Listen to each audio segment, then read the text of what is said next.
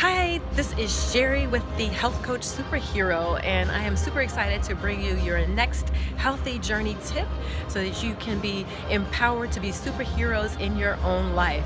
First, I want to tell you about the venue where I am. If you just look over my shoulder, this building at one time was a power plant for Sears. They have since converted it, after 30 years of being dormant, into a high school, which I really think is pretty awesome, which is why I'm here today.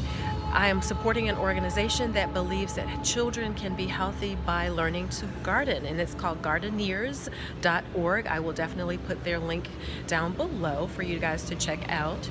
But today my healthy tip is about how to get your husbands to eat healthy.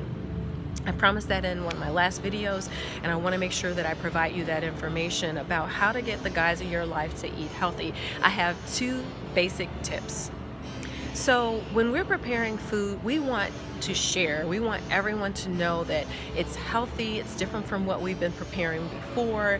We want them to know that they're going to love it, enjoy it, and guys don't need to know all of that. Guys don't need to know that what you're preparing is now healthy.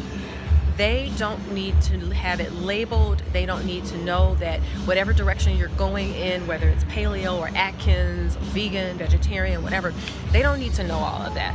They just need to know that it's going to be delicious. So we don't want to overshare when it comes to our husbands and the men in our lives. Don't overshare. Don't give them too much information. Don't label it. Just simply let them know that you're preparing a delicious meal, and that's it. And they will enjoy it, because you label it, it confuses, and they don't need to have all that information. Simply say, I'm preparing a delicious meal for us. I think you'll enjoy it. So that's my number one tip. Don't share, just prepare. Oh, I like that. That came out and I didn't plan it. Don't share, just prepare. So that's tip number one. Tip number two is very simple as well.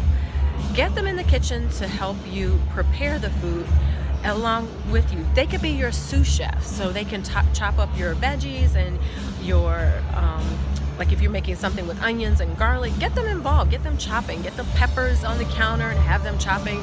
You know, you want them involved in the process because they will enjoy the meal that they have now prepared. And you can speak to them in their language.